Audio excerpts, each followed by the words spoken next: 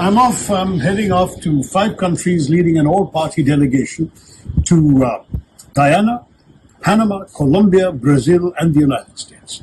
And the reason we're going is to speak for the nation, to speak about this horrendous crisis we were subjected to, in which our country was attacked by terrorists in the cruelest possible way. We need to speak up with clarity and conviction for our country, for our... सुना आपने, ये हैं भारतीय कांग्रेस के, Indian national Congress के MP Shashi Tharoor. Shashi Tharoor वो शख्स हैं जो तकरीबन 30 साल, छोटा मोटा नहीं, 30 साल यानी 30 दशक तक यूनाइटेड नेशंस में भारत के प्रतिनिधि के रूप में काम कर चुके हैं। और आज भारत सरकार, मोदी सरकार इन्हें ऑपरेशन सिंदूर को लेकर जो 7 डेलीगेशंस जा रहे हैं विदेशों में भारत का पक्ष रखने के लिए, उनमें से एक डेलीगेशन का हिस्सा है और चाहते हैं कि भारत का पक्ष दुनिया में मजबूती से रखा जाए। और इसके लिए सेक्रेटरी और एनडीए के साथ एक काफी लंबी चर्चा किए।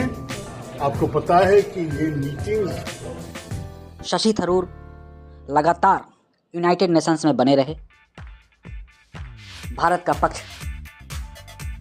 नहीं रख पाते थे।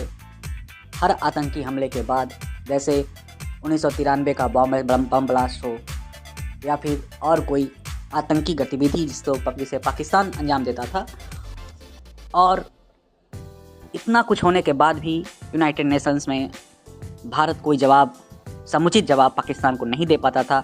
उल्टे पाकिस्तान भारत को कटघरे में खड़ा करने में सफल हो जाता था।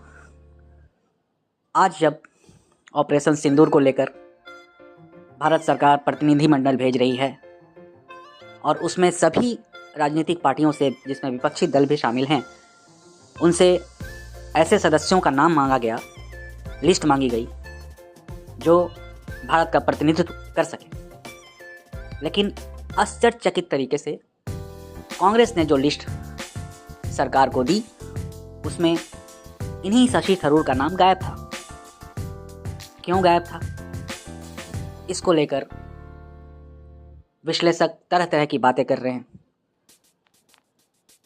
और यहाँ तक भी कह रहे हैं कि कांग्रेस चाहती ही नहीं कि ऑपरेशन सिंदूर को लेकर पूरी दुनिया को सैनिटाइज किया जा सके, भारत अपना पक्ष अच्छे तरीके से रख सके, क्योंकि उनके नेता राहुल गांधी तो भारतीय सेना से ही सवाल कर रहे हैं। वो सवाल जो पाकिस्तानी सेना, पाकिस्तान भारत से कर रहा है, सेम सवाल राहुल गांधी भारतीय सेना और भारत सरकार से कर रहे हैं। मसलन कितने फाइटर जेट्स मारे गए। अब इस बैकग्राउंड में अगर आप देखें तो अगर शशि थरूर का नाम कांग्रेस ने इस लिस्ट में नहीं दिया तो कोई आश्चर्य की बात नहीं है। लेकिन मोदी सरकार, प्रधानमंत्री मोदी शशि थरूर के प्रतिभा को बहुत अच्छी तरह जानते हैं और शशि थरूर भी अपने 3 दशक के यूनाइटेड नेशंस के कार्यकाल के दौरान लगातार चुप्पी साधे रहे थे, या ऐसा कहें कि उन्हें चुप्पी साधे रखने के लिए मजबूर किया जाता रहा था। हालांकि इसमें दोनों पक्ष है कि फिर उसी कांग्रेस से शशि थरूर सांसद भी बने, लेकिन पिछले कुछ महीनों से शशि थरूर के स्वर बदले बदले नजर आ रहे हैं।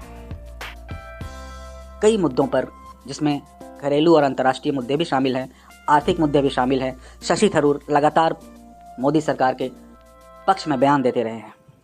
उनका साफ कहना है कि जो चीज़ अच्छी है उसकी तारीफ करने में कोई बुराई नहीं है, अदर देन कि जैसा राहुल गांधी की आज की कांग्रेस है, जो हर मुद्दे पर मोदी सरकार को लपेट शशि